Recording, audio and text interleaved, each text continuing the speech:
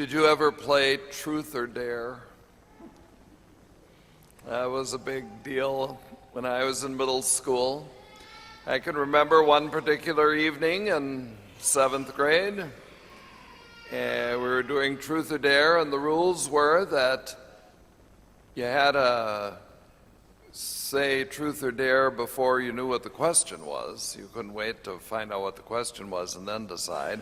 And I was always kind of a fraidy cat, so I never wanted to do the dare. I thought I'd have to climb on the garage roof or do something crazy. So I almost always took the truth and promised, of course, then to answer whatever the question was. So here we are all sitting around, and the question was,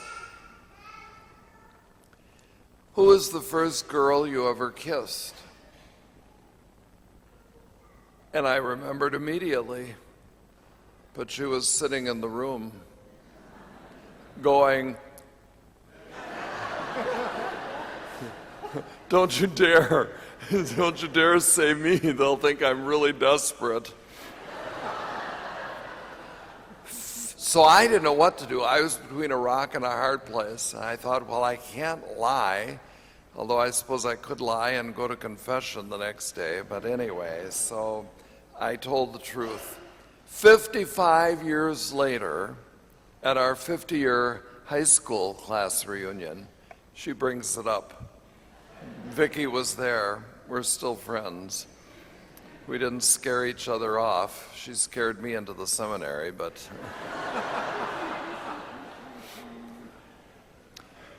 The gospel this morning, Truth or Dare, comes into focus.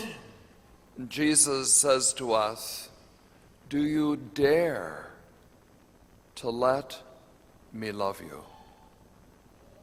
Do you dare to accept the truth that I am all about?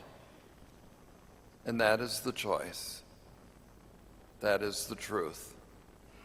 And we have two responses, if you will, to that truth being presented to us in our faith. One is, paraphrasing, quoting actually word for word what the Lord said in another part of John's Gospel, the truth will set you free. But there is also the cultural dynamic that rings true, and that is, the truth hurts.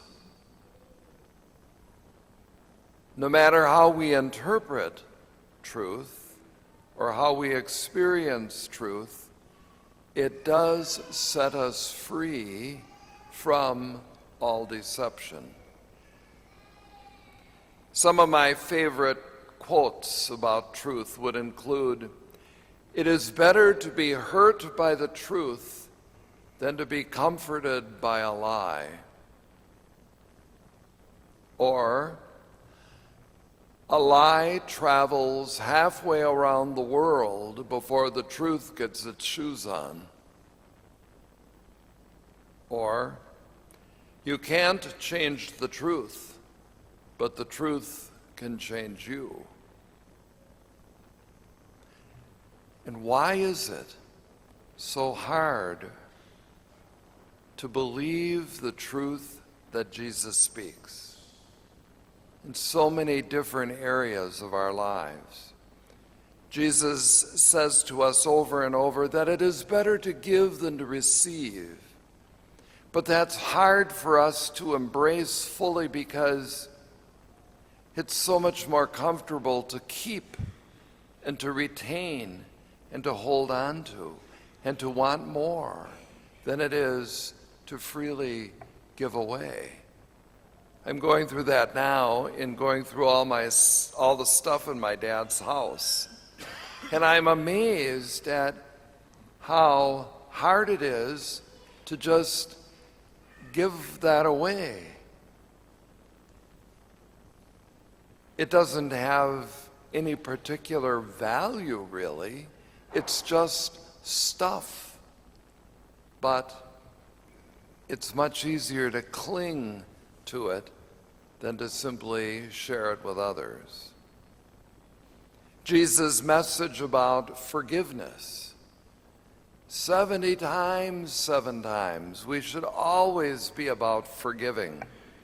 But in order for me to be truly merciful, I would have to let go of some of those past hurts and grudges that I've been clinging to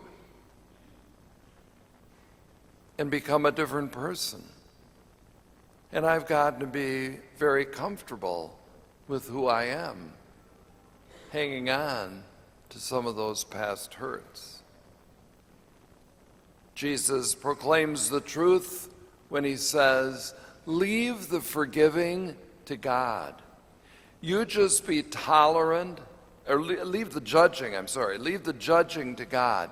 You just be tolerant and non-judgmental and loving to all.